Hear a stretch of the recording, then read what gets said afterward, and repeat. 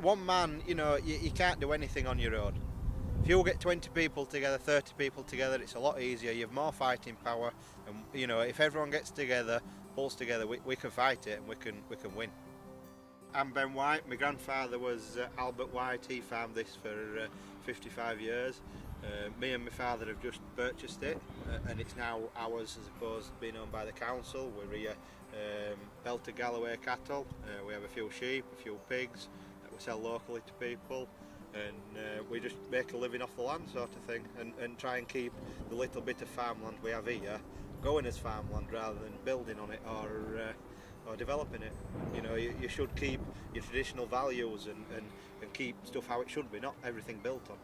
It's lovely walking up here in the summer months with grass growing and cattle and sheep grazing. It's lovely. And then to walk up here and have a big building project and a big factory here, it's going to be absolutely devastating. It's going to be awful. There's going to be light pollution. It's just going to be an eyesore, an absolute eyesore. We're all kept hush hush. We have purchased this 3 or 4 months ago. No one told us anything about it. Very dangerous for his animals. There's going to be lots of noise, wagons coming in and out all the time. It's just ridiculous, really. If they built some little offices or something, it's completely different to a 3-storey factory. It's always been wet.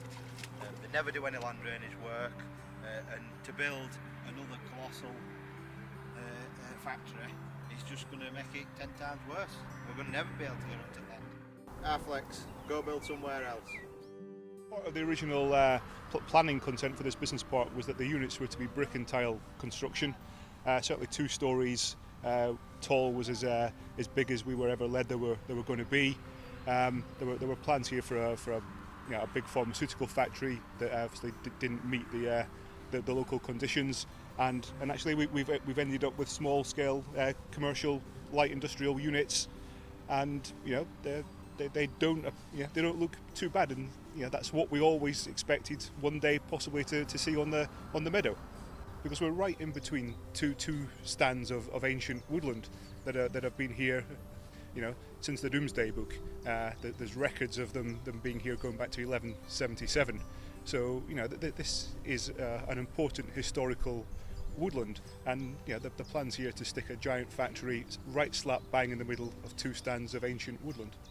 And that's an important thing to consider. Are we going to be disrupting the bats, the birds, the insect life that quite freely moves between 2 stands of ancient woodland? We've got Feldgrieve wood over to my left, and behind me we've got Bradley Gate wood, and that joins up with a much wider network of ancient woodlands in this part of the country. So little of this country has its ancient woodland still standing. This is an important resource, and we don't really want to see it ruined for the sake of a massive factory that's just completely out of keeping with the environment that we're in. Actually, you're just going to see a huge, great big shed that's going to take up most of what you can see in front of us here. There'll obviously be car parking, there'll be lorries coming in and out. There is going to be very little to see other than steel and concrete. We see birds, there are hedgehogs, there are bats that come and go, and even sometimes deer. And the bats are protected species, so we really hope that could be something that will definitely stop this proposal. But I just think the size of it, the huge scale of it, is definitely wrong. It's definitely 4 or 5 times too big for the area it's going to be. More traffic, we don't need that here. And we don't need the noise, we don't need the light pollution, we don't need the noises and the smells. It's far too big. That's the main concern to be put here. If you add an extra story on, then bring that building over 150 yards or so, we're going to have a massive block of concrete and steel that's basically going to block out our daylight.